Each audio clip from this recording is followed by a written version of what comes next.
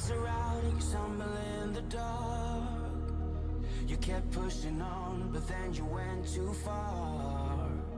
When your ship has sailed and all your dreams are lost, everything is wrong, you feel like it's your fault. Just remember, I will be there for you, baby. Remember, there's nothing out there to get you, don't forget it. When life throws lemons, just call me. Just call me. Just call me.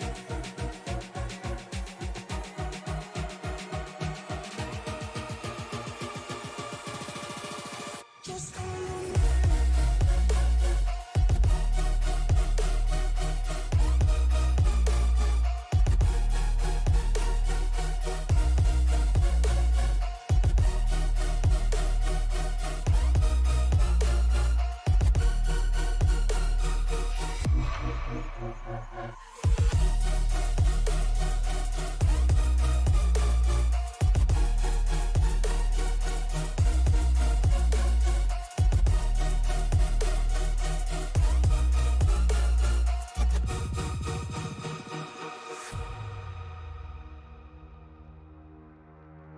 You're stronger now than you ever been. You gotta leave now, it's time to catch the wind. You will climb up high and look through the clouds. And when you're feeling low, I know you'll bounce back. Oh, and just remember, I will be there for you, baby. Remember, there's nothing out there to get you, don't forget it. When life throws lemons, just call me. Just call me. Just call me.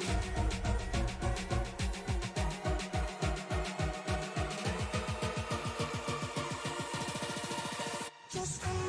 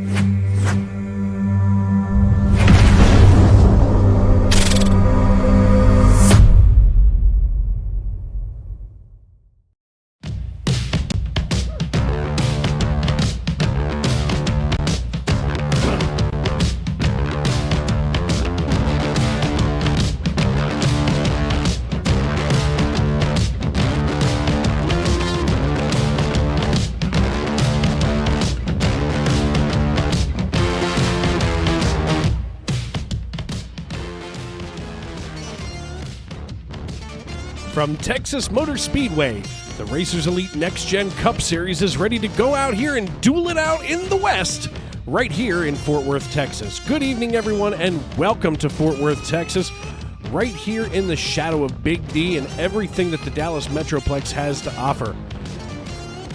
As we get ready to rock and roll, Joe Hudson picked up the win last week at Darlington Motor Speedway, and this week we go ahead and look and see what Brandon Zimmerman can do after he has now gained the lead in our playoff point standings.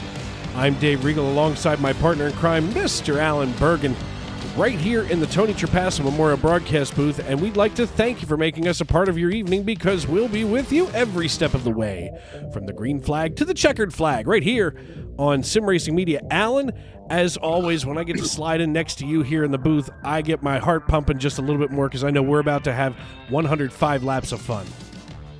Yes, it's always fun, and it's been a while since me and you've talked racing, and called a race together, so I'm looking forward to it. Daniel Paulus Jr. is on assignment tonight, and, well, who knows?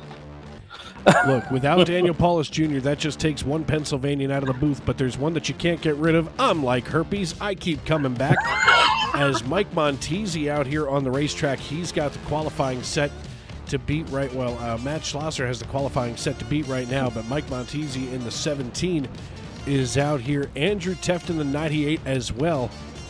These drivers are ready to rock and roll as we take a quick peek here at our point standings. First of all, let me just say, as we go back up here high in the sky, that, we've been watching these races all year long. Brandon Zimmerman crawls up into that top spot. It drops Alex Teft down to P2. There's been a lot of shuffling around here in that top 12. Sam Kohlhaas, after being absent, drops 5 positions. Truth Hoke drops 1 and now sits here in 10th position. Up 5 goes Andrew Teft, as he is basically in a dead heat here with Kensley Smith with just 1 point separating him. I mean, 2071 for Kohlhaas, 2070 for Brandon Honeycutt, 5 points separating first from second position. The Teft brothers and the Kohlhaases, they're always hard to beat on the racetrack, and here they are duking it out in the point standings. I mean, this is some of the tightest point standings that I've seen across all of the leagues that I get to call on iRacing. You're absolutely correct. Look, this is a field that there's no slouches in this field whatsoever. I mean, these guys come out, race hard, race clean every week, and here the last couple of weeks, Dave, it's no wonder that Dave's gone almost caution-free in 90% of the races that you've either called or been a part of. Yeah, the skill level in these drivers is always incredible to me, especially when you can go caution-free at so many different racetracks. I mean, even as we look back, I'm sorry, it was last week at Kansas that Joe Hudson picked up the win, but I mean, at Michigan, we wound up having 5 cautions, okay? And that's something expected, so to speak, you know what I mean?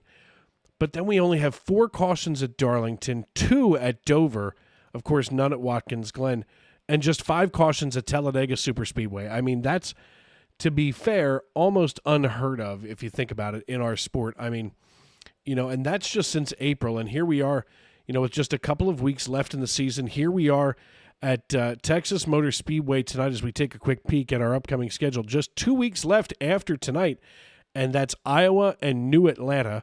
Of course, we got to race Old Atlanta literally 2 months ago, almost exactly 2 months ago. Ira Kohlhaas took the checkered flag there, so I'm curious to see what we pick up, as we go to New Atlanta. Of course, next week at at Iowa, going to be an even more different animal as we get rocking and rolling here. So I want to thank everybody for tuning in, making us a part of your evening as we take a quick peek here at the youtube.com live chat. Make sure that you subscribe, turn on those bell notifications, grab some popcorn, call a friend, because once you settle in here, you're not going to want to go anywhere else, as we do take a quick look here at last week's winner, Joe Hudson. Brandon Honeycutt just went 4th fastest. Matt Schlosser with a 29.41 second lap.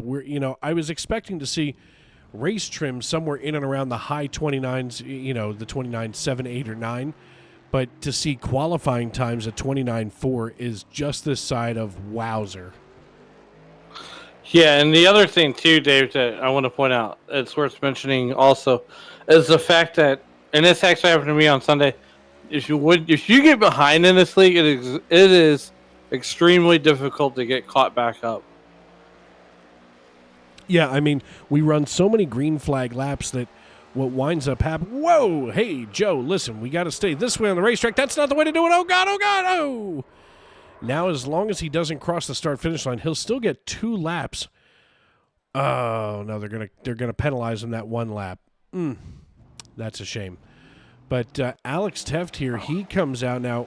Of course, we just saw on our graphic on the screen, Alex Teft, playoff driver, very strong, of course, as we pull up that driver information. Out of Hope Valley, Rhode Island, brother of the chief cook and bottle washer here in the Racers Elite Next Gen Cup Series. I mean, these guys, the Teft brothers, are just the side of the most exciting brothers that I get to see. And we have 2 sets of them in this league. We've got the Kohlhaases and we've got the Tefts. And, Alex Teft right now, he stays right here in P2 on our standings, but Ira Kohlhaas, one of the Kohlhaas brothers, slides back into third. So to see what Alex Teft is going to try to do this week is interesting to me, especially when he's literally trailing by just 5 points from Brandon Zimmerman. Basically, it's finish ahead of him and take that top spot. I mean, that's the only thing you can do is try to get ahead of him. And I love the sibling rivalry that goes on in this league with the Colossus and the Tefts. So to me, that's probably the best thing is racing against your brother. I've raced against my older brother all the time, and it always ended up worse than Ricky Stenhouse and Kyle Busch. Well, and I'm sure that's something, that's got to be kind of cool. I mean, quite frankly, I don't have a brother that races on iRacing. In fact, I usually have to explain to my stepbrother what iRacing is, but because he's just not a NASCAR kind of guy. Joe Hudson just beat out Matt Schlosser with literally seconds to spare in qualifying. Let's take a quick peek at those qualifying results in Toto. As, of course, we see Joe Hudson just laid down a 29.411. Matt Schlosser laid down a 29.412. So by 1,000th of a second, Joe Hudson gets the pole position as everybody's getting ready to climb into their respective race cars. Of course, Matt Schlosser going to be the only driver out here with 3 numbers on the side of the car. Kirby Wainscott and Joe Hudson still have yet to hop in those cockpits. Jacob Plank, same way. So as soon as we get Plank and Hudson in the cars, we'll take a look at the starting lineup here. And, we're going to get into a little bit of discussion tonight, Alan. And what I want to know is, I know that you've raced in this league, so I want to know what it's like to race against these drivers as we're still waiting for Joe Hudson to hop in the car. Come on. One driver yet to do it, and it's our pole sitter. But we'll get into those questions later. I just heard everybody shifting into gear, so this may be time. Joe Hudson going to be our pole sitter. He's going to be joined in the front row by Matt Schlosser. Kensley Smith and Dennis Kane. There's Joe Hudson here in the 49. Ha, finally. He slides in here. He's going to be our pole sitter with Matt Schlosser alongside of him from Frederick, Maryland. Row 2 featuring Tarboro, North Carolina's very own Kensley Smith and Dennis Kane out of Detroit, Michigan.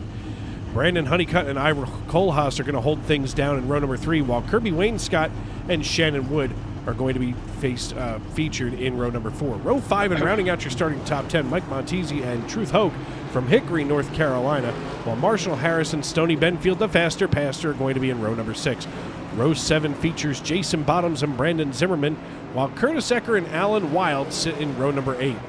Row number 9 is going to be the Teft brothers, the 98 and the 43 out of Hope Valley, Rhode Island, while Thomas Stanley and Jacob Plank hold things down in row 10.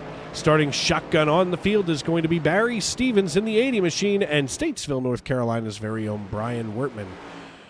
22 drivers scheduled to take the green flag tonight, 105 laps the scheduled distance. The iRacing.com pace car has its lights out, which means we'll be going green flag racing this time as we work our way down the back chute. Alan, I'm sitting here and I'm getting more and more excited as we come into turn 3. Yep, and Joe Hudson, Matt Schlosser's going to bring down the green flag. But you know what, Dave? I'm in your house, so I'm going to leave my shoes at the front door, and I'm going to let you welcome me in. Well, I want to welcome everybody in tonight as we work our way through the 3-4 complex as the iRacing.com pace car makes the hard left turn down pit road. The only thing that's left to do is it's time to wipe the visor and adjust the 5-point harness. Grandma, grab that Texas brisket and a big fork. Race fans, it's show time!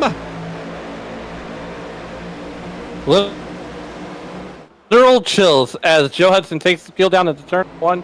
Matt Schlosser's going to follow right behind him, and so is Ken. Kensley Smith works just behind Joe Hudson as we get underway here on lap number 1. Side by side they go, nobody giving up any single file room just yet. Way outside here on the high side looks to be the 75. Ah, there he is. He swings it back down. There's Stoney Benfield.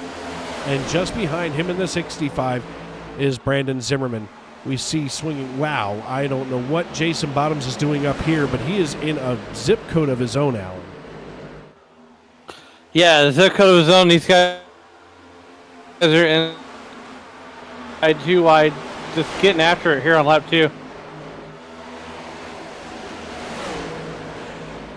Jason Bottoms now falling into line and going double file here instead of trying to create his own.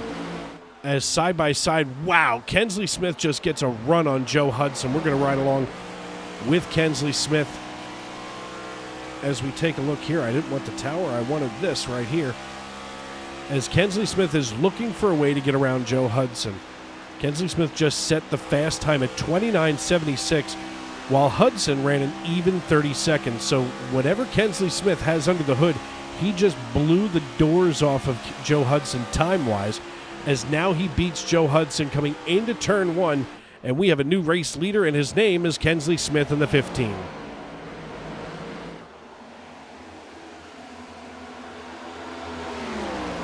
Better? Okay. Well, here we go. We got Kensley Smith out here in the front.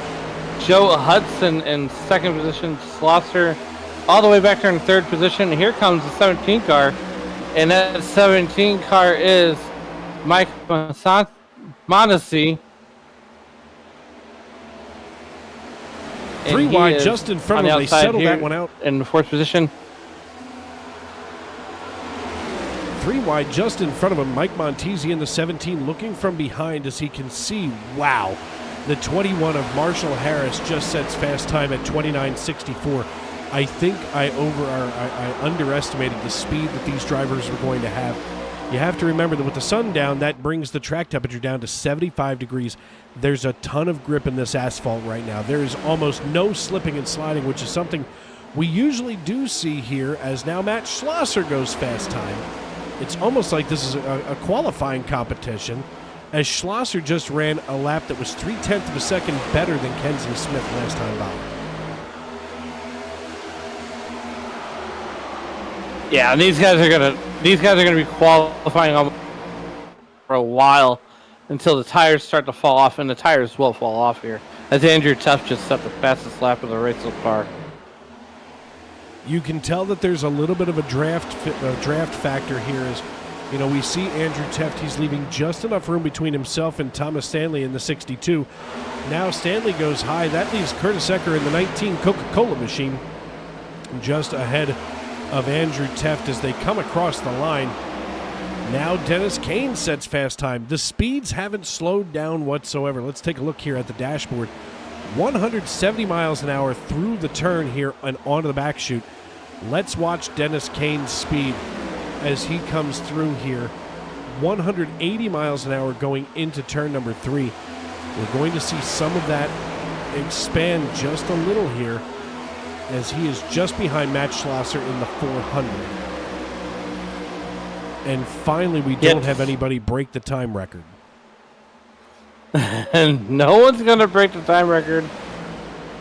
But Dennis Kane, one of those drivers that's vastly improved over the 2 seasons that we have had. And he went from almost wrecking out of every race. Now he's finishing up there in the top 4, top 5, top 10.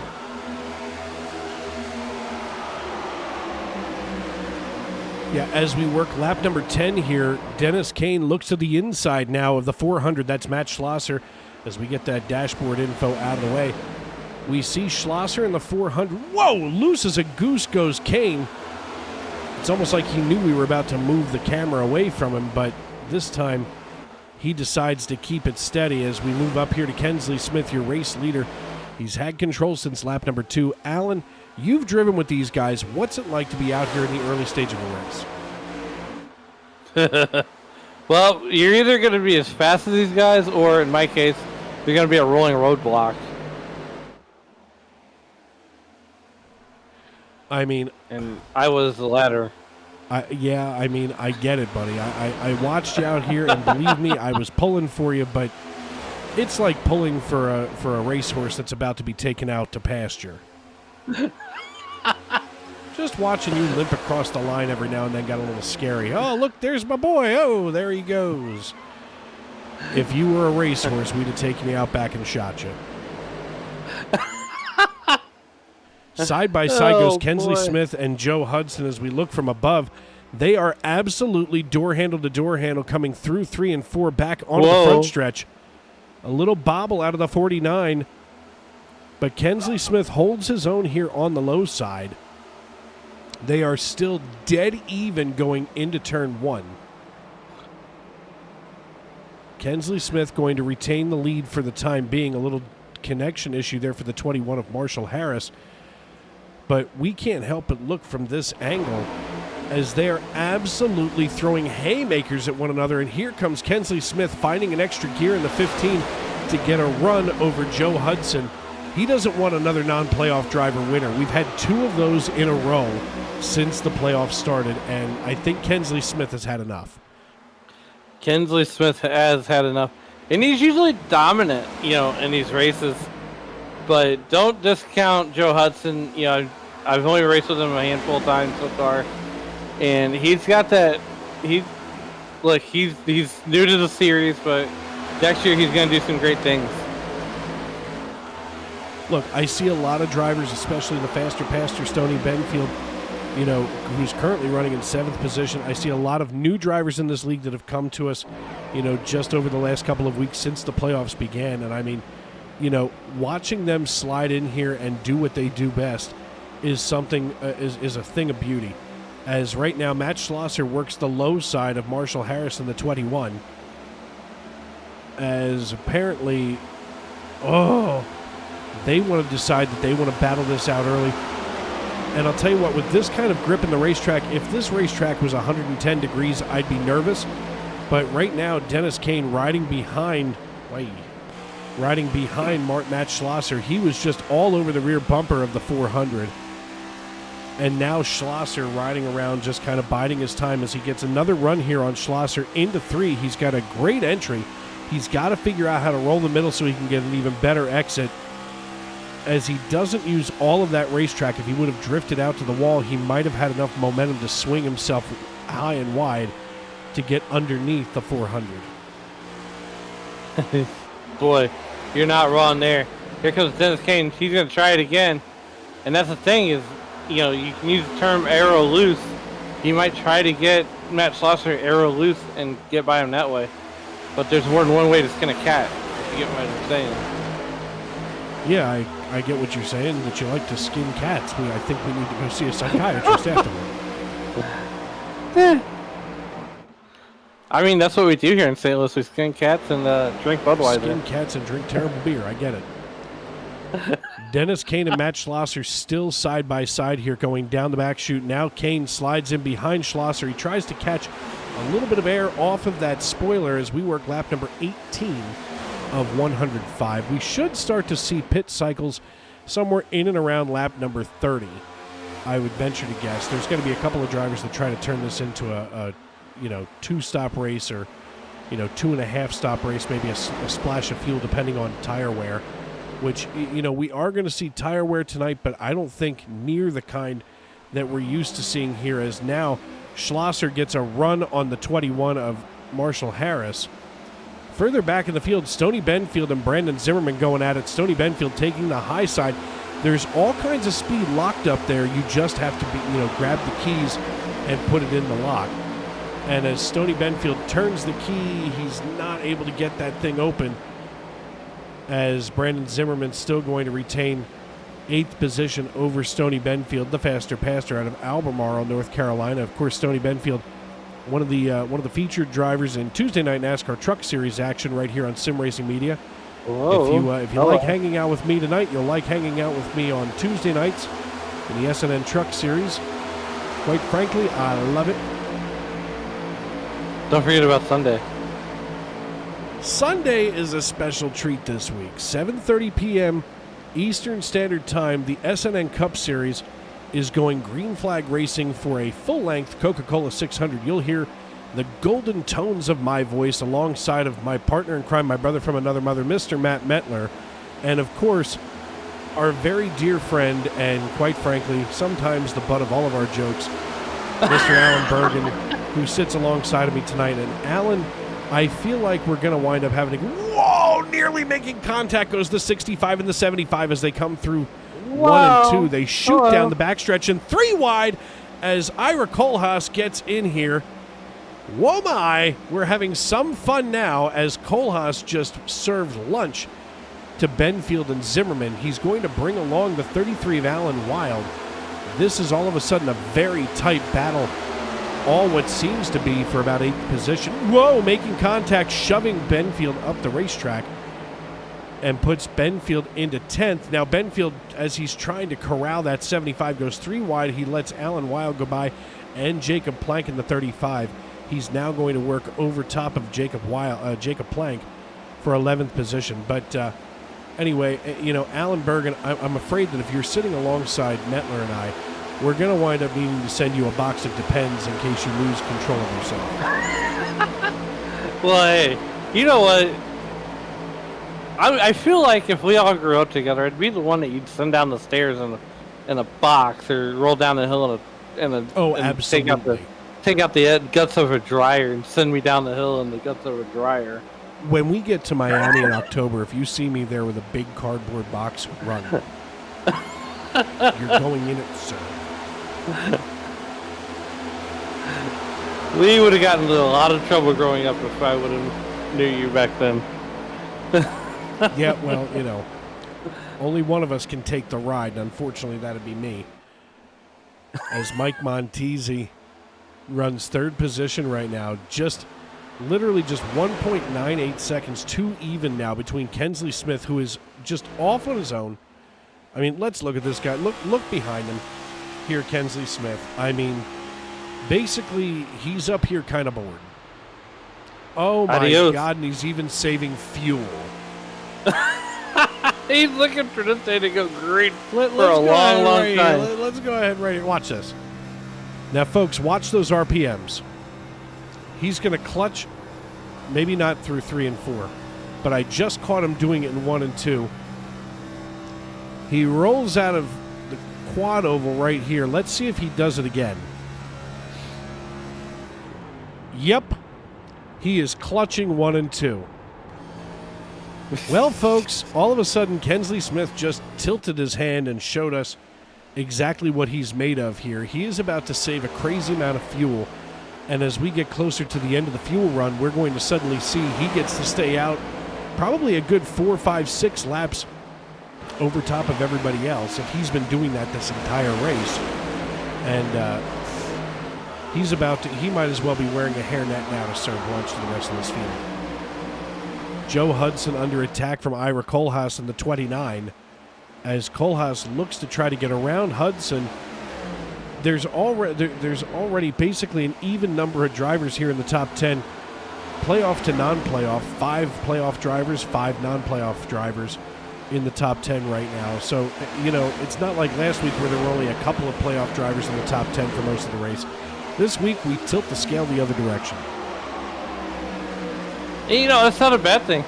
But if you're Mondesi, Slosher, Wood, Harris, or even Hudson, you can still play spoiler, which is what Kensley Smith is trying not to let happen. But you know what? I think one of those guys has a great shot. Yeah, the guy in front. That's what my dad said whenever he's taking a nap. He would turn the TV channel and just turn that back. Like, you're sleepy. He goes, yeah, but the guy in front's winning, and the guy in front could be a lap down. That's fair. That is fair. Joke's on me. Stony Benfield, though, as we look here, he's got Alan Wild to the high side. Watching from behind is Jacob Plank, as Jacob Plank is looking to get himself up and in here. And Jacob Plank is stealing a little draft here off of Alan Wild in the 33. And you can see that he's kind of playing with that throttle. He doesn't want to loosen up. And these cars here, these next-gen cars, are really scary if you get all the way off the throttle. That diffuser in the back that breaks the air up will absolutely throw you for a loop if you're not careful. Yeah. You have no idea, my friend. Or maybe you do. I don't know. You used to race Nextgen cars a couple years ago in the S&N Stacy Strong Cup Series. So. Yeah, I hung the gloves up last June for what I quite frankly believe was probably for the best. It turned out I was better with a microphone instead of a steering wheel. Joe Hudson. Go ahead. I was just say I'm not really either way. It's all about what makes you money, buddy. It's all about the money. Remember, at the end of the day, NASCAR is nothing but a business with four wheels and an engine. As Alex Teft right now running in 14th position, he's trying to get right alongside of his brother Andrew Teft as Andrew and Alex getting ready to go side by side. They've got Stoney Benfield in their sights, and Stoney at this point has to be, well, maybe pooping stones. As now behind him is Barry Stevens in the 80. Stoney's going to have to catch the draft off of the 43 from Alex Teft, and this is the kind of racetrack where you can do that. Ira Kohlhaas right now, he's getting assaulted by the 49 of Joe Hudson. As we look here from the outside of the racetrack, all but going three wide. There they go, making a little bit of contact. Oh, there they go. Go around. Go around. I thought there for a minute Joe Hudson was going to have a 2-for-1 special, but the only thing he had a 2-for-1 special on is what the heckery. Contact off the 49 of Joe Hudson, and of course the blimp had to be in just the wrong position. Let's see if we can get this. Let's see if we can get this from our drone cam. I want to be as high as possible, but not that kind of high. Here comes the contact off of the 49. He bumps Kohlhaas into the 21, the 13, and Kohlhaas hits everything except for the outside wall. We'll take one more look at this, maybe from the, we'll take another look. We've got plenty of time. As we'll go up here from our chopper cam. It looks like the 49 just got tight, and there was no saving it. No chance at all, really. I mean, so think about it. You could get arrow tight just as well as you could get arrow loose.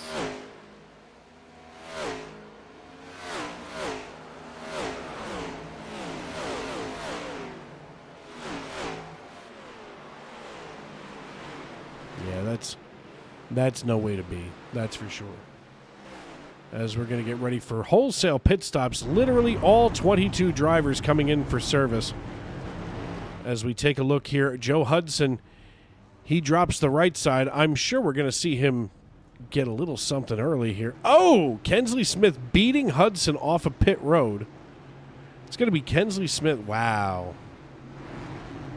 It's rough for him. Kensley Smith going to retain the lead. Kensley Smith, Mike Montesi, Shannon Wood, Dennis Kane, Matt Schlosser, Brandon Honeycutt, Brandon Zimmerman, Alex Teft, Alan Wild, and Stoney Benfield, your top 10.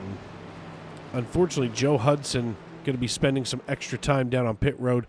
Marshall Harris the same way, but Ira Kohlhaas just used that fast repair and got back out here. And when you're a playoff driver, you only get one fast repair, so you better take care of it the rest of the way.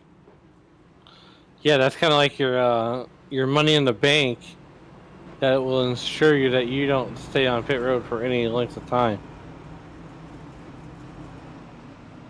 My question is, why did Joe Hudson not use it?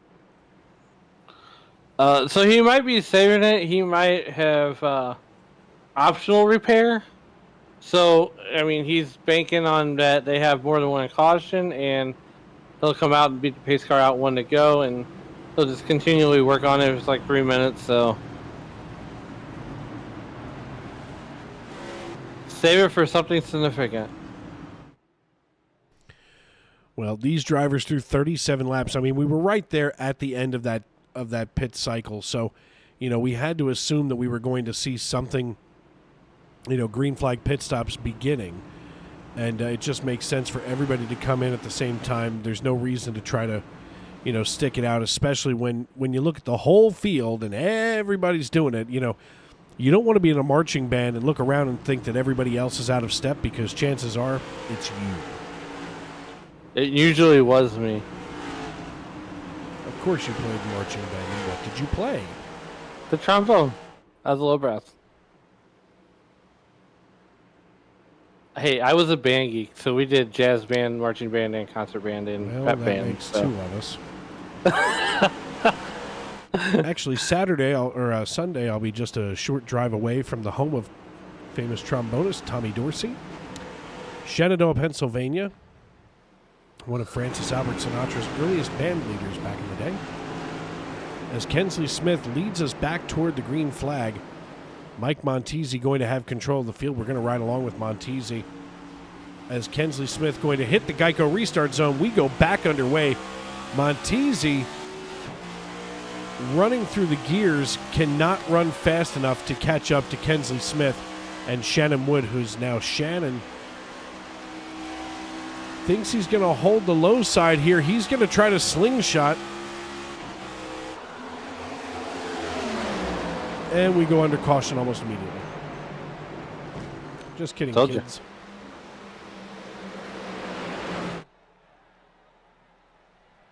I do like the yellow lights on the fence post, though. That is nice. Yeah, it has kind of a hockey arena feel. Right? As the drivers are going to get themselves all lined back up here. I will say this: the Cardinals got their first sweep of the year, so that's all right. Granted, Some teams got their Baltimore. 7th. Oh, contact between teammates. That is teammate on teammate crime. Alan Wild and Stoney Benfield get caught there at the wrong moment. Let's see if we can catch at just a better angle.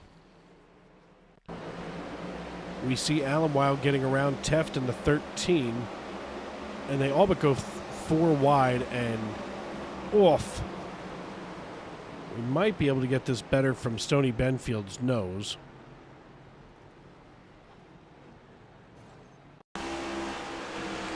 Yeah, Benfield just caught the 33 and just bounced him off of his... Whoa!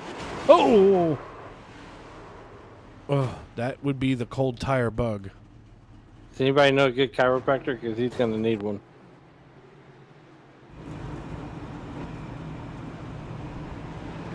I'll say so, my God. So we're under caution for the second time tonight here at Texas Motor Speedway. Dave Regal and Alan Bergen with you here in the Tony Trapasso Memorial Broadcast booth. I want to thank everybody for making us a part of your evening, for welcoming us into your homes and onto your phones, wherever you may be and however you may be listening. Jason Bottoms fan cheering on Jason Bottoms.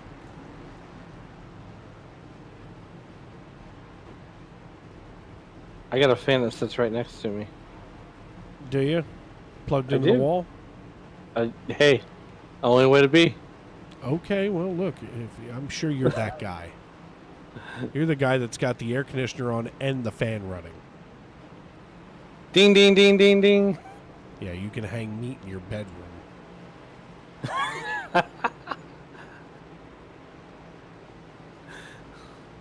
Well, I quit deer hunting because I realized I was really bad at it.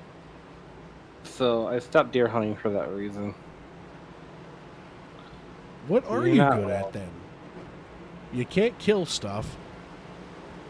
You know, you get beaten up on the racetrack. Oh my God, Well, we should bring our trombones to Miami. It'll be great. dueling trombones in Miami.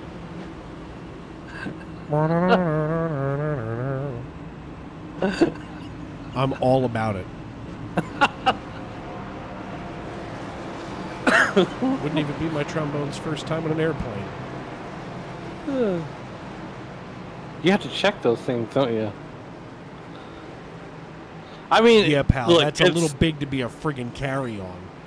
Look, It's like walking up there with Spirit your Airlines, surfboard on your shoulder. well, if you're flying Spirit, they'll let anything in Spirit Airlines. Yeah, they let me on it. Big guys like you and me, they ask us to please get out and help push to get you off the apron. They don't use those tugs to get you away from the jetway. No, they don't. They just They get the fat people out. Here, come on. Come this way, guys. Push. Push.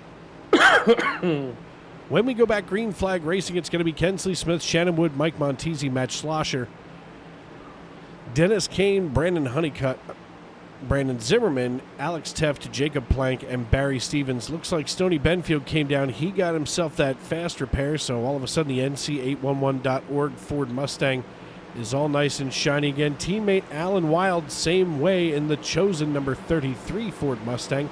Kensley Smith coming through the quad oval, hits the Geico restart zone and drops the hammer about midway through and takes off like a shot from a cannon.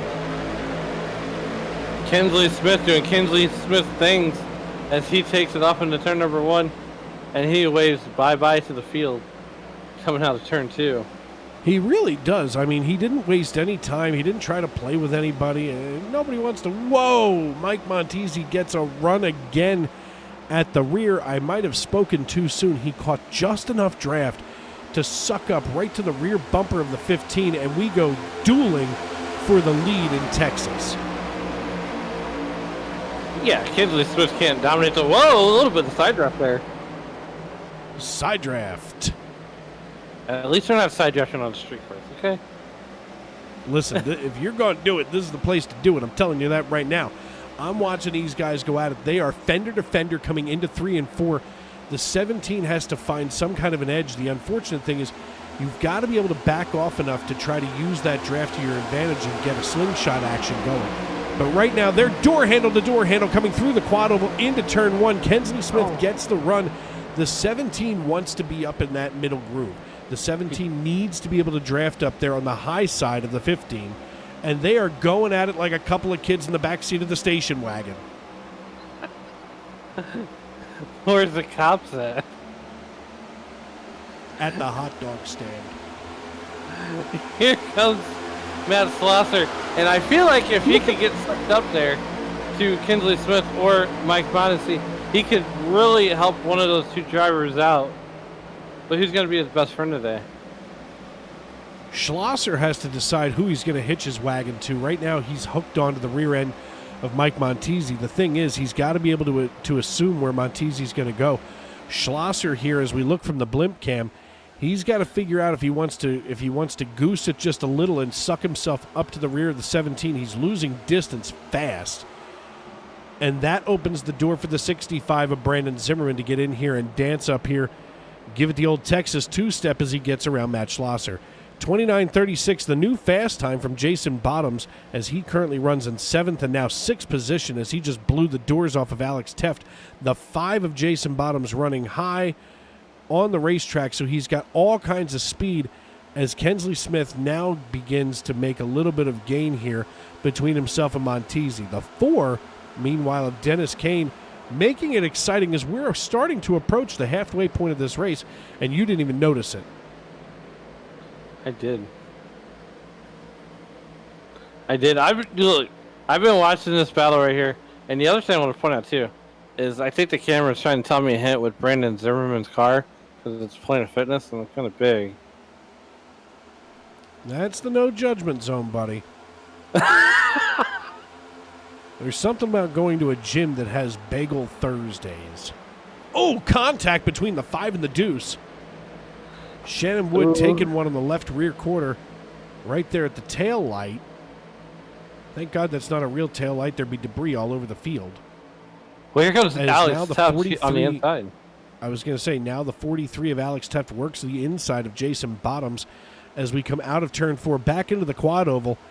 Jason Bottoms watching Alex Teft run away with 6th position for the time being. But even closer here, back deeper in the field, is Joe Hudson on the recovery drive as he's trying to make his way back up toward the front where he had qualified on the pole. He's got to be careful. 3 wide, he's in the middle as the 19, woof. The 33 swings in behind the 19 of Curtis Ecker, managing to stay getting past him with relative ease for the time being.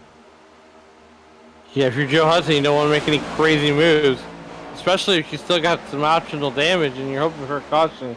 You really don't want to be the cause of that caution. No, and in some leagues, if you're the cause of a caution after one or two being at faults, you're on pit road. You're done. Of course, we do want to tip our cap to Race Control, as I feel like Race Control is always the unsung hero. Tonight, Anthony Leedy sits in the RC booth. We want to thank him for his service. I feel like that's one of those positions that you do need to thank them for their service, because being Race Control and iRacing, you're either making friends or you're not. Look, I equate race controller with the lost luggage lady. You're just sitting there catching crap all day long. Yeah, I've never had you know what? I'm going to knock on wood right now. I've never had the displeasure of losing luggage. I don't want to. But I can only imagine the absolute crap that they have to put up with at the lost luggage counter. Well, how did you lose my bag? It didn't make it on the plane. How do you think you lost your bag? Blame the guy with the earmuffs outside the aircraft. Oh, you mean the guy that, like, throws it 40 yards down to the next guy, throws it onto the plane? Yeah, it's fine. Leave the guy do his job. Kensley Smith leads this race now as we are past the halfway point at 53 laps in the books. Dave Regal and Alan Bergen with you here. We're going to take a quick break here on Sim Racing Media, but don't go away. We're going to be NASCAR side by side, and we'll be back in just a moment.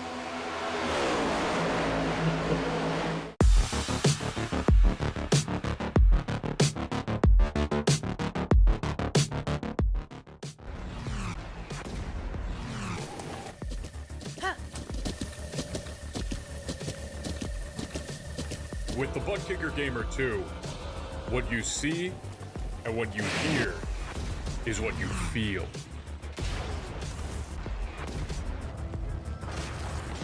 Butt Kicker. The future is feeling.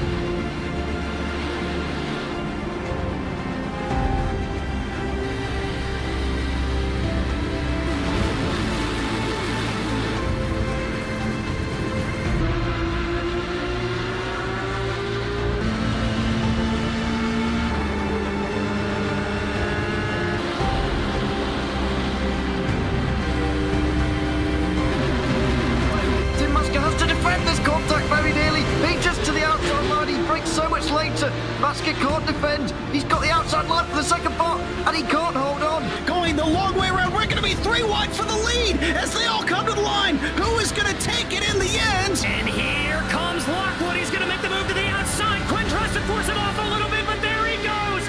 It's going to be side by side through turn 1. Will he be able to cover him off? He does. Weaving back to the left-hand side. Reynolds is trying everything. The kitchen sink is being thrown at it. They're leaning on each other. Coming into turn number 3. It's going to be a drag race through 3 and 4. Coming back to the line. Here comes Frisch on the bottom. Richard's going to hold the inside. Tries to be the late breaker here. They're going to be side by side through the final chicane. They bang doors, but keep it clean. As they're still 4 wide on the run down into the back straightaway. Demerit's looking for a line as well. What is going on in Michigan? Novak into the fence. They're still beating and banging. Oh and to the line. He is much faster coming through there. Is there damage on Challenger? Abramitis is ahead. There's going to be a race to the line. Who is going to get it?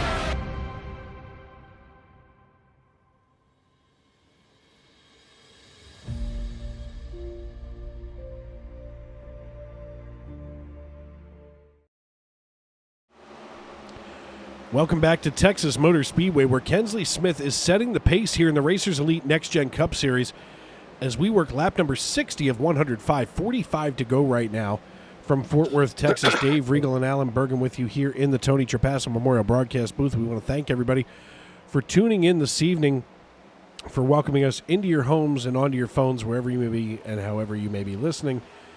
Jonathan Leach checking in with us, of course, our boss man here at Sim Racing Media. We want to thank him, as always, for giving us the opportunity to work these races, because I'll tell you what, Alan, these are some of the most exciting races that I've seen all season long now that we've gotten into playoff season.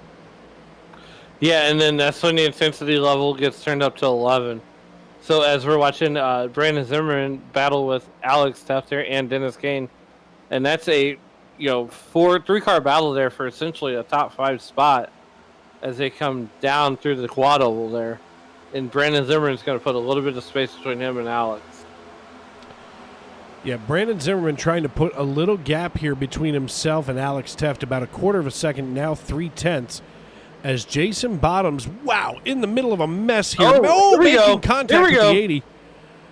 Oh, I thought that was going to be our third caution of the night, but they stay green flag racing as Barry Stevens rubs up against Jason Bottoms, and not the way you want to on a dance floor, that's for sure. Bumping and grinding has a lot more of a different connotation on a racetrack than it does on the dance floor.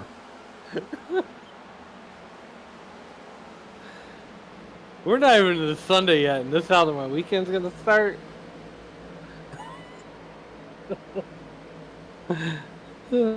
Barry Stevens there, or Jacob Plank has got Barry Stevens and Truth Hook. They're going to battle it out for the 11th position there.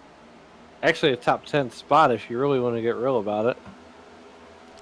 Yeah, I mean, he's trying to get himself in there, and right now, Jacob Plank holding down that P10 right now for the time being. He started in 20th position, so it's going to be hard to pry him out of there. Right now, our biggest mover of the race in the plus side of the column is Alex Teft, who's currently running in 6th position. Joe Hudson, the biggest mover, going the wrong direction as he runs in 20th position after an earlier wreck that now has sent him to the back. He didn't use the fast repair, and maybe he should have.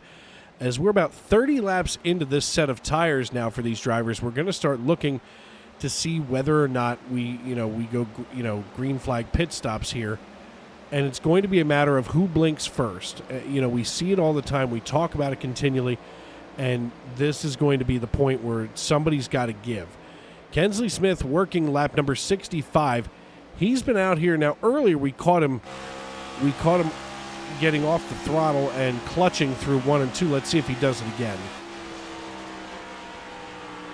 He may be a little too close to Mike Montesi to do it this time around as he comes out of turn 2 down the back chute. We'll see if maybe he's using 3 and 4 this time to clutch through. Nope. So obviously Kensley Smith deciding either we showed too much on TV, or he's got a little too close to Mike Montesi, as Alex Teft right now closing in. Wow, Dennis Kane looking to the rear here of Teft. Dennis Kane isn't going to be able to do that alone. He's going to need to draft off of the 65 to try to secure that spot away from the 43. Here comes Dennis Kane looking to the inside of Alex Teft. As you say that, and I just don't think Dennis Kane has enough to get around Alex Teft. Alex Teft is very, very strong. He's so strong. So very strong. As we take a look here at Alex Teft, let's watch this from the chopper cam. As we can see Kane looking to the rear of Alex Teft, the chopper high above the racetrack, zoomed in on this action. As Kane, every lap, is trying to get lower and lower on the racetrack.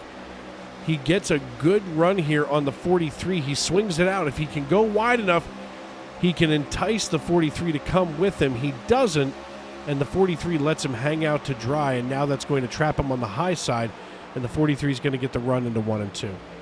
I'd almost want to be on the high side if you got someone that goes up there with you. Everybody with the exception of a couple, Curtis Eckert, Stoney Benfield, Thomas Stanley, Joe Hudson, Alan Wild, Kirby Wainscott, and Brian Wertman, they all came down on laps 39 and 40. Everybody else down on 35. We've got 35 laps on these tires now. We're going to have to start to watch real closely for who's going to pull the trigger and come on down pit road. Well, I think Montese there is going to try to make a move on Kinsley Smith to the inside. He's looking quarter. They're going to bump. Holy cow! Did anybody tell these guys it was only lap 70, not the last lap? Who cares? They're out here going at it John Force style as they drag race through the quad oval. Mike Montese finally getting up a low. Oh, they make contact. Whoa. Oh, God. Kinsley did the wise thing and stayed in it. Yeah, Kinsley Smith, but he loosened him up, and that threw Kinsley Smith off of his game a little bit here as they're going to go at it again. Montese now on the high side. He gets a run over Kinsley Smith coming into turn 3. Smith's going to have the advantage coming out of 4 if Montese doesn't stay in the throttle. You've got to be a little bit of a daredevil here to stay in the throttle coming out of 4 because otherwise that rear end tries to step out on you. As now Smith gets back in front of him. They're basically like two kids playing with cars on the living room floor. Oh, almost contact here down the back chute. Smith now trying to defend what lead he had as they make contact again into 3. Well, here comes Shannon Wood, though, in that third position. Who's he going to go with to try to help out as Montese takes the lead here, coming down into the quad oval? Shannon Wood right now is salivating like a fat guy at a buffet. And I know buffets. Shannon Wood can see what's going on and now slides alongside the top of Kinsley Smith and secures away P2 for the time being. I mean, Shannon Smith was back there going, okay, go ahead. You guys duke this out. I'm going to save a little bit here as he was able to blow the doors off of Kinsley Smith and secure away P2. Matt Schlosser running in 4 as Jason Bottom's the first to go down pit road. And he's going to come down all by his lone. Nope, he's not. Ira Colehouse going to come down along with him. I think this might be where Kinsley Smith goes ahead and says, you know what? I could probably go ahead and dip out and come down pit road whenever I want to and let these guys battle it out and do the cycle. Those drivers going to have to come off a pit road fast and in a hurry, and now they're down a lap. As we go up here to Mike Montese, our new race leader, he leads Shannon Wood by about 0.2 of a second. Kinsley Smith comes down pit road. He's going to get quick pit service as he slides into the pit box. Right sides go up. He's going to get 4 tires and a tank of Go Fast. That's going to make this essentially a 2-stop race. So these drivers have figured it out. And he should have somewhere in and around 30 laps to go as Schlosser, Zimmerman, Kane, Hoke, Smith, and Wayne Scott are all down pit road. That leaves Mike Montese up here battling it out with Shannon Wood. And Shannon Wood in the deuce is going to be chasing Montese down like he owes him lunch money. I've been in a situation before. Here comes Montese. He's going to hit pit road. Shannon Wood's going to go ahead and take over the race lead coming through the quad oval. And, you know, Dave, I stopped trying to figure out pit strategy with these guys a long time ago because, look, we zig and they zag. That's all there is to it. Well, and let's watch the entry here into pit road for Montese because he basically faked out Shannon. He just literally pulled the parachute and slid down. There was no indication, and wow, what a great pit road entrance. Any better, and that would have been painted by Michelangelo in the Sistine Chapel. I mean, it was perfect. He pulled the parachute and just slowed down with just enough time. I mean, that's something he had to have practiced during the week. The other thing, too, is you can kind of cheat pit road, too. And this, if you know where sections of pit road that you can get away with speed a little bit in, that kind of helps your pit stop out, too. Yeah, when you come down pit road, you can goose the throttle, coast, goose the throttle, coast. But it's going to be 25 to go coming up here with Jacob Plank, your race leader.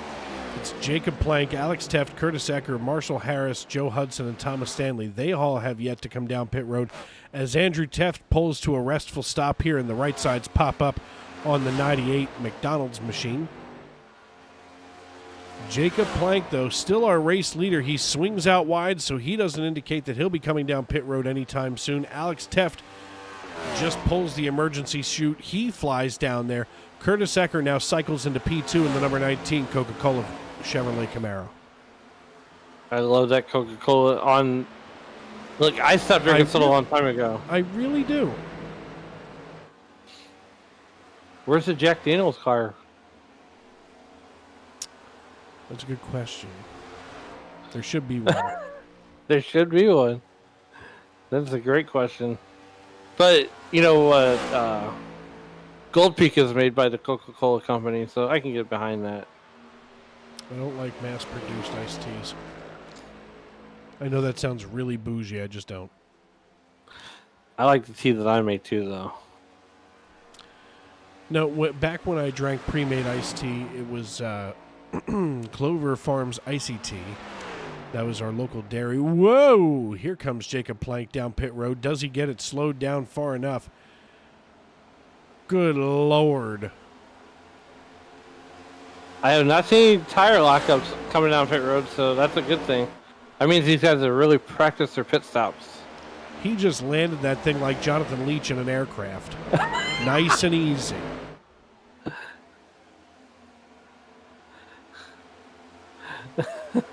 Curtis Ecker with a connection issue here while he leads the race. Joe Hudson running in P2. Curtis Ecker is now blinking like a son of a gun. The 17 trying to get back around him as Schlosser just runs fast time at 29:34. He's the last car in the lead lap, came down on lap 75. And Ecker slides out of the way to allow Montesi, Zimmerman, and now Schlosser to get back here on the lead lap. Schlosser's still kind of in danger of going down a lap. But Curtis Ecker, our race leader, maybe it's Joe Hudson just wrecked. And we're under caution. Oh, dear. Yeah. I was going to say, it's kind of nerve-wracking whenever you see drivers blinking.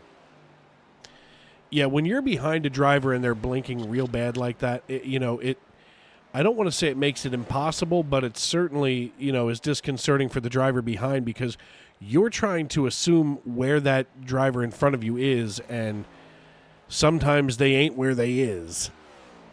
As we take a look here at Joe Hudson in the 49, he was just climbing back up here. Wow! Hello! He just got annihilated by the 13 of Brandon Honeycutt. And that might have pegged his fun meter. I'll tell you what, if I was him, my fun meter would be pegged. I'd probably be madder than a hornet. In fact, I've probably pegged a couple of different meters. Here comes Honeycutt behind. Did he even break? No, but I don't think Honeycutt assumed that.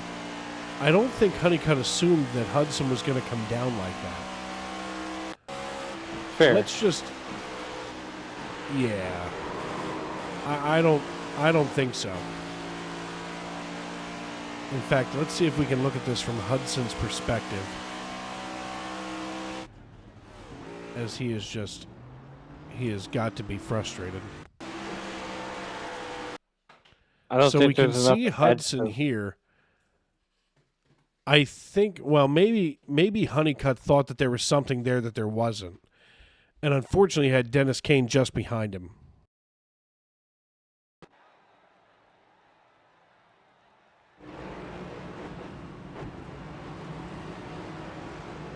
Boy, that's a tough breaker, Joe Hudson. This would be the time where I'd use my fast repair. Yeah, if there's a more appropriate time, I don't know it. This might be it. With 20 to go.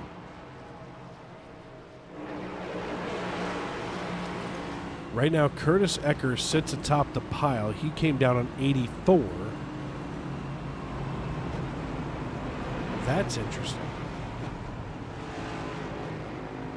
How does Curtis Eckert stay up there? Huh. That's a heck of a stop. Either he knew something we don't know, or he just got gas.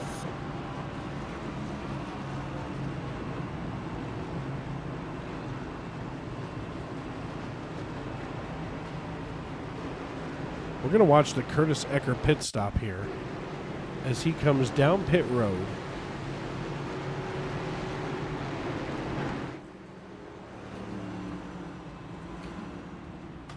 So Ecker comes down here. Let's spin around and see if we can see the rest of the field. Ah, he came down just early enough that he had all this time to get done.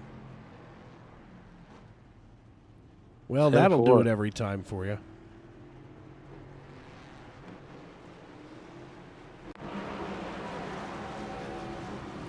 Curtis Ecker, by timing and scoring, it says that he leads, but he doesn't. 20 to go. Yeah, something is wrong with timing and scoring. Has to be. It might work itself out because it might have shown him that he was in the lead when he was blinking.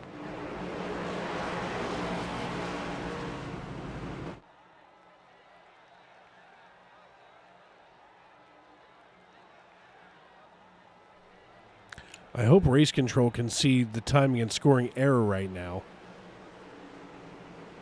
because I'm fairly certain that they've got to shuffle Ecker way back in line.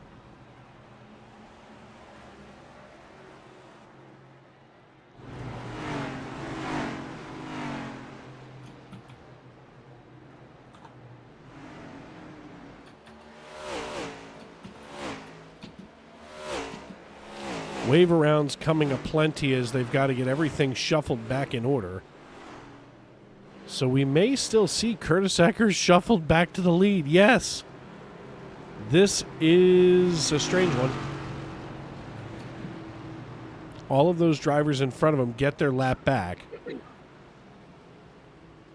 I don't get it. And it sounds like the drivers are questioning timing and scoring's decision as well.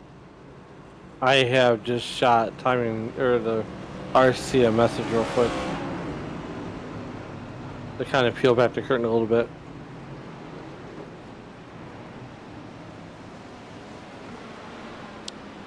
Brandon Honeycutt registering his crash. That means he's obviously stopping. There he is. Down here on the low side. I believe this goes to our neighbors from across the Pacific. Some take long. As Curtis Ecker is going to take the green flag, the iRacing.com pace car peels down pit road.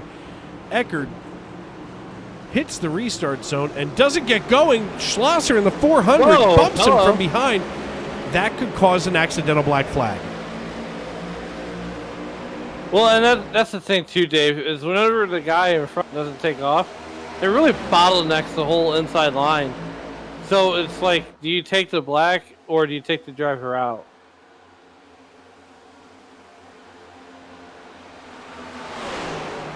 Tim Torres, Curtis Ecker to the inside.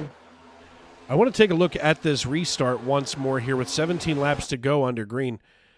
As we get, okay, that's a little too slow. The iRacing.com pace car comes out.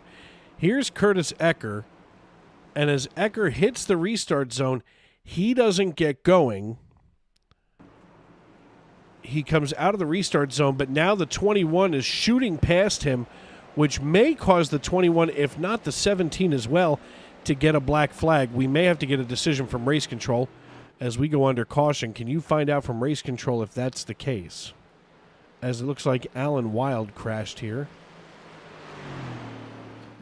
Not sure what's going on with Alan Wild. Let's take a look.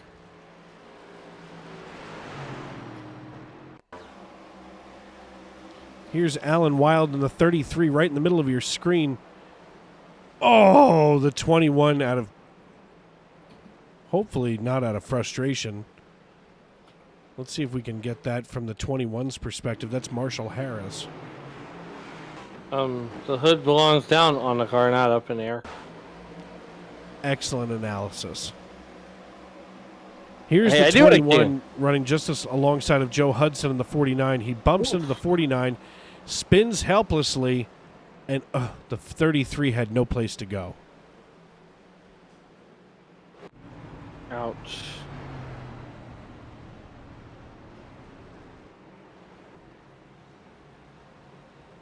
I just messaged him. Curtis Ecker here in the 19. He's going to be our race leader. In fact, we're going to see if we can get a hold of race control, assuming that he's not too busy. Hey, Anthony, it's Dave and Alan over in the broadcast booth. You get a copy. What's up, brother? Hey, man, you're what's up right now. You're who we're talking about. Was that a clean restart off of the 19? Yeah, I'm actually looking at it right now. I don't show any black flags on my end. We're going to go back and take a look at it here real quick again.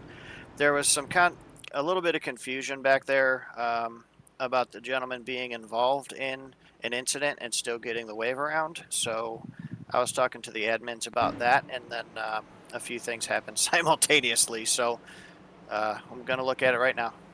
Yeah, we're taking a look at the replay right now. And you know, once again, you know, you guys in race control have the most thankless yet the toughest job in iRacing. So good luck, man. I don't want to interrupt you any further, but we were curious to what your decision might be.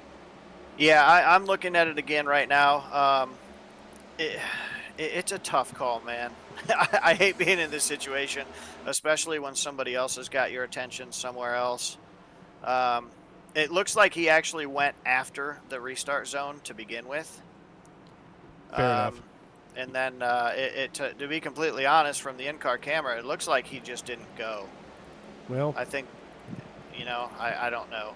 I truly don't know what happened there. Yeah. He started in the wrong gears, what it looks like probably happened there. All right, man. Well, listen, thank you for your insight. We appreciate you. We'll let you get back to it, man. Yeah, man. Have a good night, bud. Once again, race control is just this side of the most thankless job in all of motorsports. I know I wouldn't want Anthony's job. I certainly wouldn't want Anthony's job. I have enough trouble deciding whether or not I should get, you know, like this donut or that donut, much less, you know, did he go or did he not go? You know, Do I I'm a want jelly McDonald's filled or cream filled? I'm a McDonald's bagel kind of guy. They're not bad. Leave off the holiday sauce though. Keep that.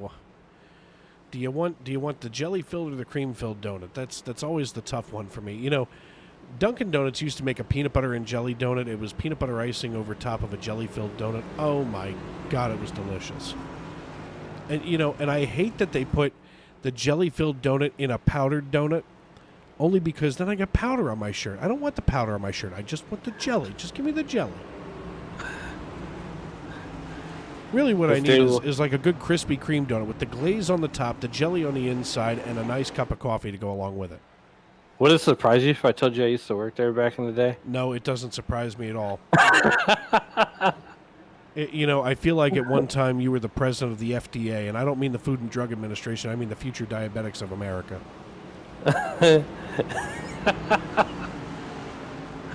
You know, you wouldn't need as many donuts as you would think, especially when you learn how they're made. No, I love how they're made. I don't even care if there's rat poop in it. I love a good donut. Quick Trip has good donuts. QT. I was at a place in Huntington, West Virginia with my buddy Drew, and it was called Jolly Roger Donuts. We were there for a Marshall University of Houston football game, and the one morning we woke up and Jolly Roger Donuts was right outside of our hotel room door. And I mean, we got our continental breakfast, but there's something about a smiling pirate that makes me really want his donuts. They're there to go here from Texas. Wow, a pirate's donuts. I mean, at least he was a donut pirate, not a, you know, rectal pirate. I could get behind that. Captain Longfinger. Oh, boy. The iRacing.com pace car peels on down pit road. We're going to watch this once again as Curtis Ecker going to have control of the field. Let's see if he gets going this time. He does. And but the 17 doesn't get going this time. Montidi anticipating the start and anticipates it the wrong way. And just battles next to the outside. Curtis Ecker side by side with Matt Schlosser through turn 2 and down the back chute with 12 laps to go. Cars everywhere on the racetrack looking for that edge that they can get the next position higher. Just 3 playoff drivers in the conversation for the top 10 as Curtis Ecker hauls it out of turn 4 and down the front chute. Stoney Benfield registering his crash. Let's see what happened with the faster pastor here in the 75. He's alongside the 98, bounces across the wall, across the racetrack, and brings it to a merciful halt without hurting anyone. He gets it going once again just in time as Curtis Ecker is trying to hold off Mike Montesi and Matt Schlosser. Now Jacob Plank showing as having wrecked. Let's see what happened with him as, whoa, he manages to keep it pushing forward. It seems like over the last year, a lot of drivers have figured out that as long as you keep it pointed forward, you're going to be fine. But contact between the 400 and the 17, they are still bumping up against one another coming down the back chute. Here comes Brandon Zimmerman trying to get his name in their hat there. Look, Brandon Zimmerman is good, just waiting where he is because the 400 and the 17 are going to go at it like a cat and a dog here in a wet paper bag. As they cross the start-finish line, Schlosser and Montesi throwing haymakers at one another going into one. Now Brandon Zimmerman flirts with the rear of the 17 driven by Mike Montesi. I don't think Zimmerman has time to wait. He's got to go now because here comes Joe Hudson and Alex Stepp. Oh, God. The 400 gets loose. That's Schlosser on the high side. They're still rubbing up against one another. Do they have magnets on their cars? If they do, I think NASCAR would have to ban them. Well, the reason I ask is they cannot seem to get away from each other right now. That's fine. Because Joe Hudson stuck in the middle. They are matching each other step for step. While all of this is going on, Curtis Ecker is growing his lead to now almost a full second over Matt Schlosser. Now it's more than a second. And, oh, my God, they're going to wreck. Whoa. I swear to God, they're going to wreck. I'll take those odds of Vegas. I'd take those odds on a back alley in Charlotte. I think it's sorted itself out there. I think we can finally calm our hearts down. My God. Oh, we say that, and here comes Joe Hudson just backing it up a little bit. Hudson has to back off. Schlosser takes P2. Curtis Ecker has now extended his lead to 1.15 seconds. Montesi now has to hold off Brandon Zimmerman, and Zimmerman is coming like a freight train from hell as he goes literally side by side. They're rubbing paint coming out of turn 2 and onto the backstretch. Montesi is out here like a man on the mission, and he is not about to go. Oh, my God, he gives him the nose. Here comes the chrome horn. There it is. He's gonna be like doing it for Dale, and I didn't mean to wreck him. I just wanted to rattle his cage.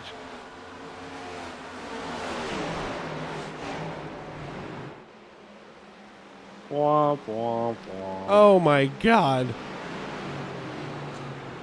I feel like I need a cigarette in the dark after that. Let's watch Truth Hoke here in the 59 working just over top of the 98. The 98 gets loose and just wipes him out. Wow. Let's watch this from Andrew Teff's perspective here. The 80 comes down. It forces the 98 to check up. He catches a little bit of apron, and he just starts fishtailing uncontrollably. And there it goes. Let's take a look at this from his nose.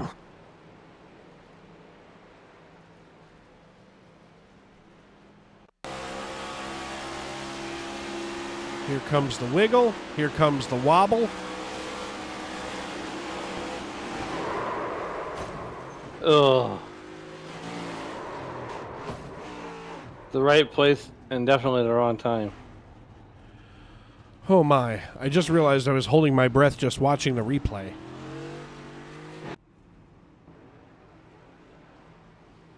Yeah, Alex Tutt definitely did take the slide for life. Well, folks, that's going to trigger NASCAR overtime as Curtis Ecker out of South Williamsport, Pennsylvania, home to the Little League World Series. You can check that out later this summer over at Lamalade Field or whatever the heck it's called. All I can ever think of is La Petite Main from Blazing Saddles. I love that movie. The governor's name was William J. LaPedomain, and that's as close as I can get to Lamalade Field or whatever the heck it's called over in South Williamsport.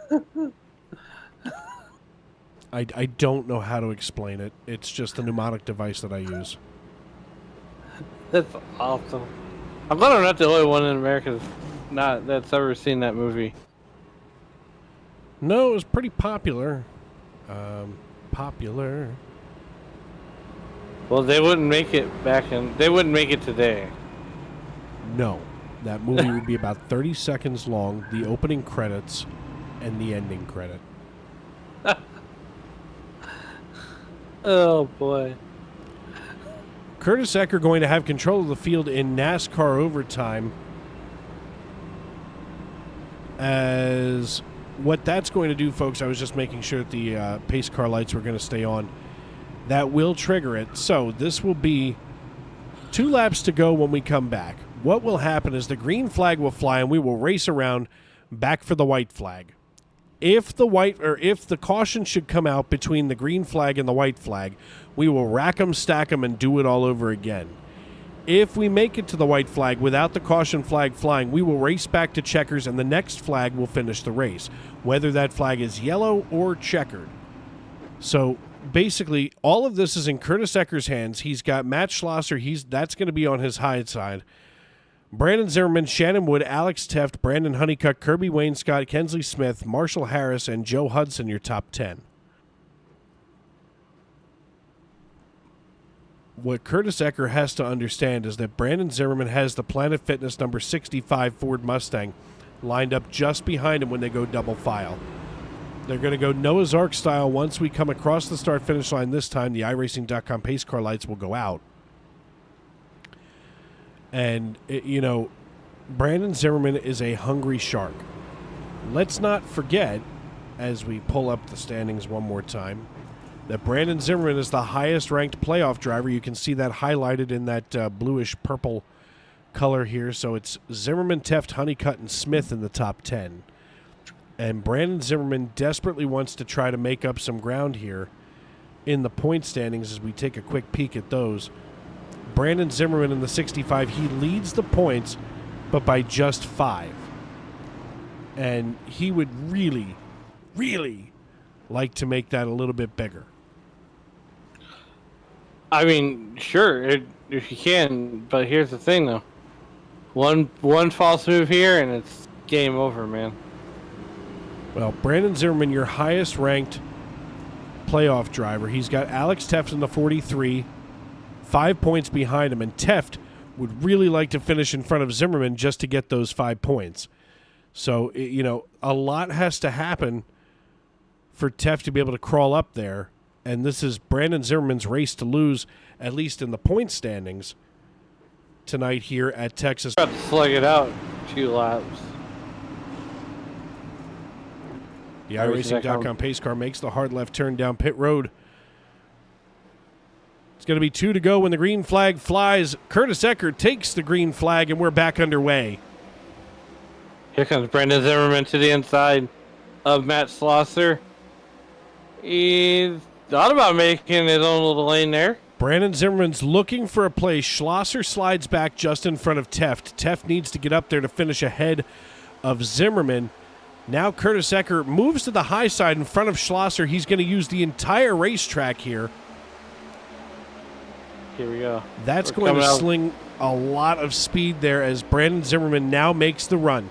He gets alongside of Schlosser. Matt Schlosser in the 400 has no place to go but out of the way for Zimmerman. Is now Zimmerman with 1 lap to go. The popsicle sticks go down, and we're racing back to checkers. Matt Schlosser washes up the racetrack, and now Zimmerman, with about a half lap to go here, has to make a move on Curtis Ecker. This is the 3rd race of the playoffs, and the 3rd race where a non-playoff driver is leading us back to the checkered flag as Curtis Ecker crosses the start-finish line.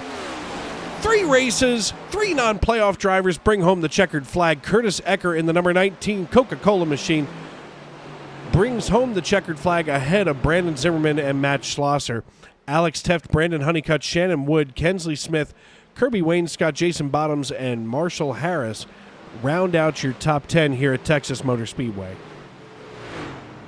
What a race. For Curtis Secker, and I wow, can't believe that that's 3 races in a row with non-playoff drivers bringing home the checkered flag. yeah, I mean, hats off to Curtis Secker, and hats off to Brandon Zimmerman. He was just a little too far back to try to make a move. But, I mean, you have to try something. Joe Hudson goes back-to-back at Michigan and Kansas Speedway, and now the third race of the playoffs here at Texas Motor Speedway goes to Curtis Eckert out of South Williamsport, Pennsylvania.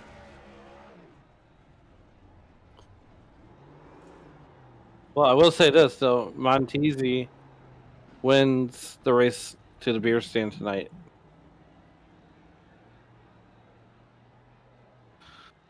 You're good. So, Montesi wins, like I said, wins the race to the beer stand. Curtis Eckert wins the race to the checkered. And, man, what a run. That was just impressive. You know what, Dave? That was just so impressive. It was an absolutely impressive win for Curtis Eckert, driver of the number 19 Coca-Cola Chevrolet Camaro. Hey, Curtis, it's Dave up in the broadcast booth. You got a copy? I gotcha. Man, listen, it's about time somebody from Pennsylvania brings one home for me here in the broadcast booth. I am so excited to see you bring the Coca-Cola machine across the start-finish line because I believe Coca-Cola belongs as a primary sponsor somewhere. How do you feel tonight as you cross the start-finish line, the third race of the playoffs, the third time a non-playoff driver brings home the checkered flag? I mean, it feels great. I've had a lot of success here at this track. I mean, it definitely played in strategy. I was mirrored back in like 15th most of the race. Ran that one fuel strategy long and just happened to pay out with that one caution, and I was able to hang on to it.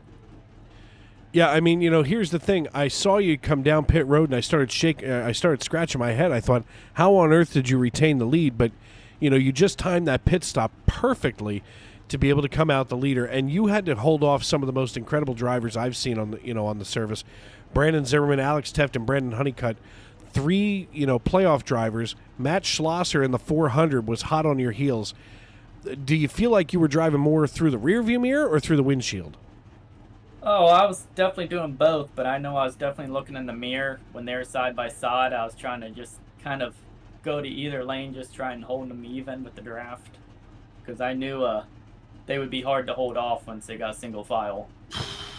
Without a single doubt. All right, my friend, well, listen, as we get ready to turn into next week, before we get there and cut you loose tonight, who do you need to tip your cap to? Who helps you get it done here on the 19 team? Well, just my family that's always so supportive watching, and the girlfriend, and everybody here that helps put on this league here at Elite Racing. All right, my friend, well, listen, congratulations once again on the win. We'll see you next week and at Iowa, and good luck. All right, thank you. And as we get on here to Brandon Zimmerman, I believe you have him with you now, Alan. Brandon, this is Alan and Dave up in the SRM booth. How's it going, bub? Pretty good, buddy. How you doing? Man, look, that Planet Fitness car was on almost, I want to say, on rails for a little while, but fell just a little bit short getting to the white flag. What could you have done differently to try to catch Curtis Ecker? That's a good question, man. I got in a battle there with Matt, and I had a blast fight. It's always fun going against Matt. He's really good, and I feel like he tests my skills a lot. And I had a great side-by-side battle with him, and Curtis just pulled away. Clean air was important, but he had a great car, man. He made a smart pit strategy, stayed out, caught a caution, got track position, and he made it work, man. I had nothing for him tonight. Yeah, so now next week we move to Iowa, and the points are real tight right now. What's your mindset, as we move in to Iowa next year, next week? Yeah, see, Alex got P4, so I didn't really pull away that much. I'm hoping for a top 5 and a clean finish. Really, going to try to lead some laps and hopefully get some bonus points and maybe get a couple of cars in between me and Alex heading into the finals. Well, look, man, who would you like to thank to help get you here? Oh, shout out to you guys for putting on the broadcast. My team, DEI. It's a fun group, the guys that race with, and Race with Elite, for putting all this on. All right, Brandon, we're going to cut you loose. And good. Congratulations on that P2 finish tonight here in Texas. Thank you, sir. Thank you for that, Alan. As we get him on out of here, we want to welcome in Matt Schlosser, driver of the number 400. Hey, Matt, it's Dave up in the broadcast booth. You got a copy? Hey, I got you, Dave. How's it going? I'm good, man. Listen, you brought one home here for Frederick, Maryland, P3 on the podium. I mean, you had a strong night all night long. We were kind of scared for a minute about a restart situation with Curtis Ecker, but, obviously that cleared itself up. How do you find yourself in P3 after, qualifying on the front row? Yeah, for me, it was a little bit of a learning race. The first, I'd say the first third of the race, I drove a little too hard, overcooked my tires, dropped back, kind of had to learn how hard you could push without, wearing your tires out totally. So I kind of adjusted for that. And then there was a green flag pit stop where I short pitted and came out with what looked like might have been close to the lead if it worked out. But there was a caution and I think I came out like fourth after all that, and then just kind of battled in there and had a lot of fun racing there at the end and managed to get third, which was awesome. Yeah, I mean, whether you're third or first, to be able to come up here on the podium, especially during playoff season where, two non-playoff drivers finish on the podium with, a playoff driver sandwich with Zimmerman in the middle there, I mean, is impressive, especially because this is the time of year where the heat is turned up hardest. I mean, the racetrack looked like it was awesome grippy. Times kept getting faster and faster in the early part of the race. How much success did you have, boogieing around, as you did lead the fastest lap tied with Truth Hoke at 29.31 seconds? Yeah, it definitely got faster. I guess with it being a nighttime race, it just cooled off and gripped up, and you could really drive hard and really get on the edge. There were a couple times I got real loose, just kind of probably overstepping it. But yeah, it was, especially with some clean air, you could really make good lap times. I felt like the clean air was better than the draft. The draft helped you catch up, but the best lap times came with clean air and space to work. So yeah, it was very fast for sure. All right, my man. Well, listen, before we cut you loose tonight, who do you need to thank and who helps you get it done on the 400? Yeah, thanks to the league admin, Andrew, for putting it together, and thanks to SRM and you guys for all your hard work with the broadcast and everything. And yeah, that's pretty much it. All right, my friend. We'll see you next week at Iowa. All right, thank you. Well, Alan, another one in the books here at Texas Motor Speedway for the Racers Elite Nextgen Cup Series, and we were not disappointed whatsoever by what we saw tonight on the racetrack. We were not, but I tell you what, Dave, as much fun as it was being up here with you, I cannot wait to get to Iowa and trade in the shirt and tie for a driver's suit once again. Yeah, believe me, I'm glad that you were up here with me here in the broadcast booth because, it's almost like a dress rehearsal for what we're going to have on Sunday during the SNN Cup Series Coca-Cola 600. So I'm glad that you and I got a chance to work out some kinks and get ready to rock and roll. But before we get out of here tonight, we want to take a look at the final results from Texas Motor Speedway. 16 drivers came across the line on the lead lap, with Curtis Ecker capturing the checkered flag. He's joined on the podium by Brandon Zimmerman and Matt Schlosser. Alex Teff finishes fourth, and Brandon Honeycutt rounds out your top five. Shannon Wood, Kensley Smith, Kirby Wainscott, Jason Bottoms, and Marshall Harris round out the top 10, while Joe Hudson comes home in 11th. Stoney Benfield finishes in 12th, with Brian Wertman and Truth Hoke finishing 13th and 14th. 15th position goes to playoff driver Ira Kohlhaas, while Thomas Stanley and Barry Stevens come home 16th and 17th. Another playoff driver, Andrew Teft, finishes buried in the field in 18th, while Mike Montesi, after a strong run here toward the end from Infinity Racing, finishes 7 laps down and finishes in 19th position. Jacob Plank and Alan Wild finished 20th and 21st, while Dennis Kane, somebody had to do it, finishes last in the field tonight, 25 laps down, unfortunately for Kane in the 4, but still a strong night for everybody here at Texas Motor Speedway, including you, sir, alongside me here in the broadcast booth. I want to thank you once again for filling in for Daniel as he was the week off on assignment. So everybody else here at home, wherever you may be and however you may be listening, thank you for making us a part of your evening and welcoming us into your homes and onto your phones. And as you walk down the road of life, please don't play in traffic. Good night, everybody.